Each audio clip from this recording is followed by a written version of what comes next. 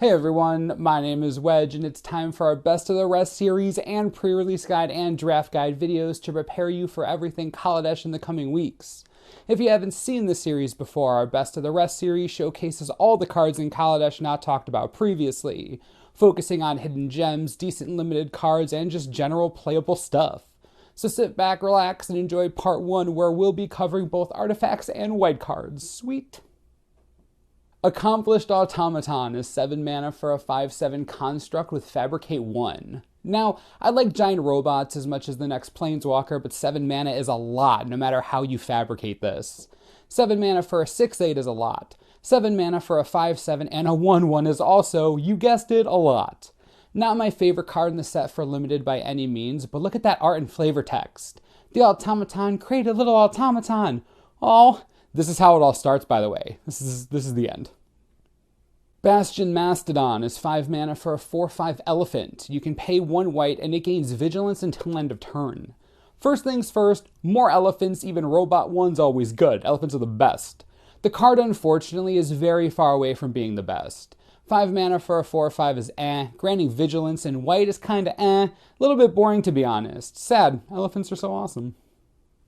Built to Last is 1 white mana for an instant. Target creature gets +2/+2 until end of turn.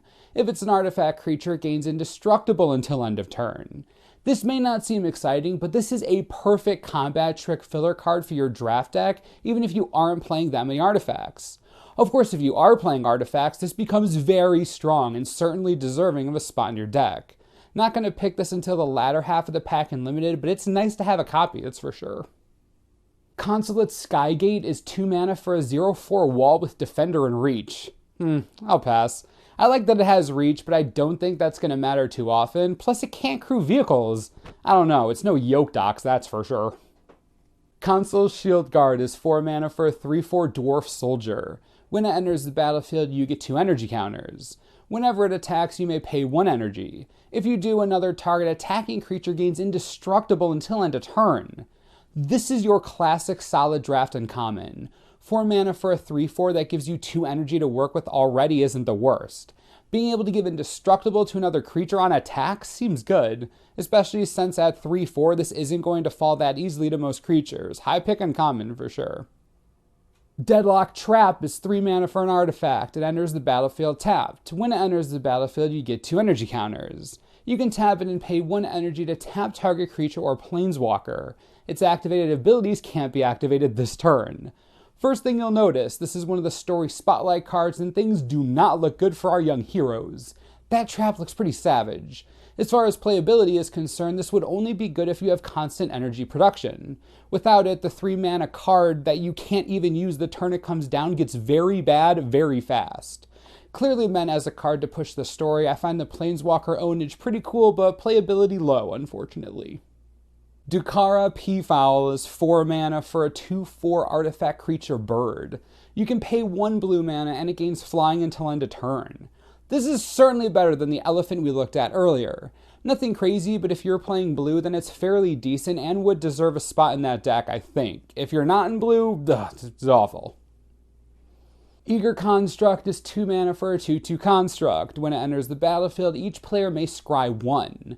Now, I don't like the idea of letting my opponent scry as well, but if you need a 2/2 for 2 and an artifact to boot, this is going to do just fine as a filler card. You do get to scry as well, of course. I just hate letting my opponent do anything, to be honest. Eddy Trail Hawk is 2 mana for a 1/2 bird with flying. 1/2 bird with flying, that sounds familiar. Anyways, when it enters the battlefield, you get 2 energy counters. Whenever it attacks, you may pay 1 energy. If you do, another target attacking creature gains flying until end of turn. While I don't often like 2 mana 1/2 flyers, this one does come with a nice aggressive evasion ability. If you're on the attack and you need to punch through some damage, giving wings to your biggest creature could prove fatal for your opponent. I certainly wouldn't call this card an auto pick by any means, but if you find yourself in a super aggressive strategy in draft, it might not be so bad to help push through that late game damage to win. Fairgrounds Warden is 3 mana for a 1/3 Dwarf Soldier. When it enters the battlefield, exile target creature an opponent controls until the Warden leaves the battlefield. This is a card that you're going to hear a lot about in the coming weeks, especially in draft-related videos. This card gives you a 1/3 body that exiles basically anything you don't like. Of course, it doesn't have the same overpowered flicker effect that Fiend Hunter had, and we are not going to get into that right now, but the Warden is more than playable. It's solid removal, even if the card comes back when the Warden dies. Very strong, going to be first pickable and limited for sure. Think Banisher Priest and M14. It's a great card. Fumigate is 3 of anything and 2 white for a sorcery. Destroy all creatures, you gain 1 life for each creature destroyed this way. Pretty straightforward, continues the trend of 5 mana sweepers. Not happy about that since Languish is going to be out of standard, but what can you do? 5 mana to destroy everything and you gain some life isn't so bad. Waiting until turn 5 to cast it, of course, may end up killing you. Either way, that life gain is decent for control shells if some happen to exist post-rotation. Gearshift Ace is 2 mana for a 2/1 dwarf pilot with first strike. Whenever it accrues a vehicle, that vehicle gains first strike until end of turn. Let this be a lesson to you. 2 mana 2/1s with first strike are already good. You should already be playing them in limited. Adding first strike to crewed vehicles is just gravy. Decent early pick for a white deck, definitely pushes you towards taking more vehicles, for sure, it's a decent card. Herald of the Fair is 3 mana for a 3/2 human. When it enters the battlefield, target creature you control gets +1/+1 until end of turn. I would look at this card like a weaker but more versatile Intrepid Provisioner. I think it's being slightly underrated right now. I don't expect it to be a powerhouse by any means, but 3 power for 3 mana is alright, and granting that +1/+1 could put one of your attackers over the top and maybe discourage some blocks to get some extra damage through. Again, not an all-star by any means, but a filler card for sure. Ninth Bridge Patrol is 2 mana for a 1/1 dwarf soldier. Whenever another creature you control leaves the battlefield, put a +1/+1 counter on the patrol. This is certainly not new. Unruly Mob has been around for a long time in multiple standard formats, and it's worked just fine. What makes this better? It triggers on creatures you control leaving the battlefield, not just dying. That's huge. It means your bounce spells are great if they target you. Any flicker effects you have are decent. It's a very nice card. Perfectly fine pick for your white limited deck, just as Unruly Mob has been in the past. Iron League Steed is 4 mana for a 2/2 construct with haste and fabricate 1. 4 mana for a 3/3 with haste is definitely not bad, especially if it's an artifact. Coming down as a 2/2 with haste and a 1/1 isn't terrible either. Really depends on what you're working with, but I get why this is an uncommon. It's a good card, not first picking it, I hope. Narman Cobra is 2 mana for a 2/1 artifact creature snake. You can pay 1 green and it gains Death Touch until end of turn.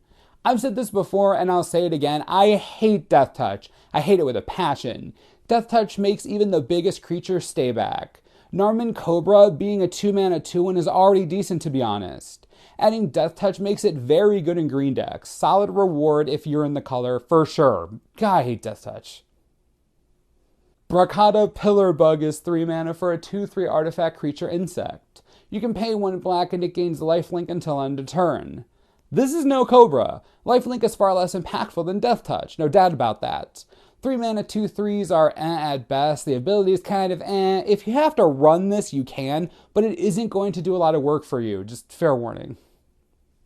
Revoke Privileges is 3 mana for an enchant creature aura. Enchanted creature can attack, block, or crew vehicles.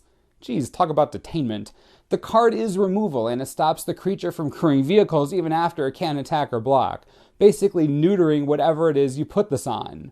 Removal is always king. This is wonderful removal at a great price. Certainly an early pick and limited for sure. Remember, removal is always best.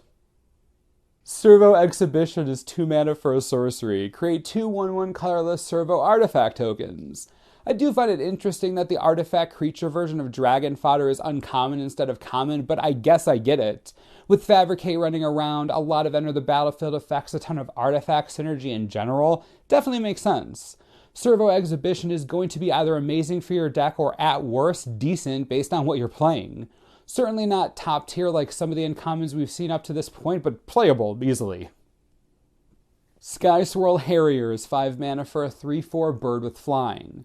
This isn't air elemental due to the lack of the 4th power, but make no mistake, this is definitely playable. I wouldn't say that it's a bomb, obviously, but at the common level, a 3/4 flyer for 5 isn't half bad. It's going to beat most flyers in the set and basically demand removal to deal with it. You can't take 3 in the air every turn forever. Card seems boring, but it's solid, I think. Snare Thopter is 4 mana for a 3/2 artifact creature Thopter with flying and haste. Now this is a great artifact card for limited, and it's a Thopter 1/2 punch. 4 mana for a 3/2 flyer is decent as is. Giving it haste just makes the decision easier. This is definitely going to be a high pick in limited. Aggressive, powerful, easy to cast, no reason not to play in any type of deck. Trusty Companion is 2 mana for a 3/2 hyena with vigilance, and it can't attack alone. Didn't think we'd see Sightless Brawler again, but I was mistaken. I like this card a lot actually. Sure, it can't attack alone, but it's a 3/2 for 2 mana that has vigilance. This is going to block just fine, it can crew vehicles just fine, and if you get some early attackers on the board, it can swing in just fine. The card's okay, not first pickable by any stretch of the imagination, but it's decent filler. Weldfast Monitor is 3 mana for a 3/2 artifact creature Lizard. You can pay 1 red and it gains menace until end of turn. At first glance, I really don't like this card much, but a 3/2 for 3 is definitely better than a 2/3 for 3, and Menace does force some awkward blocks sometimes. Might be decent as a filler card in a red deck, but I'm not picking this before pick like 8 or 9 or maybe 12. You get what I mean. That's going to do it for part 1 of our Best of the Rest series, preparing you for everything Kaladesh. Artifacts seem interesting. Due to their easier casting cost, they are a bit underpowered this time around, but there are a few that certainly stand out, especially if you're in certain colors. Looking at you, Narman Cobra. As far as white is concerned, there's some solid removal, decently costed creatures, really flexible color this time around. I like it a lot. Let me know what you think about artifacts and white cards in the comments. Do you think there's enough goodness in the white commons to make you want to go white? Gotta know what you're thinking. Also, be on the lookout for our Best of the Rest series, our pre-release guide and draft guide coming to you over the next week. Lots to do. As always, be sure to subscribe for the latest and most reliable Magic the Gathering information you could ever need. This is the Manosaurus, I'm Wedge. Thanks for watching, we'll see you next time. This video is brought to you in part by TCGplayer.com. Now that the set is ready to come out, pre-orders are flying like crazy. If you haven't had a chance to pre-order Kaladesh yet, you can do so by clicking the link on the screen. $95 per box, great price, totally fair. If you don't have an LGS or your LGS is charging way too much money, TCG Player makes a great alternative. Click the link, help the channel, get some Kaladesh awesomeness, enjoy.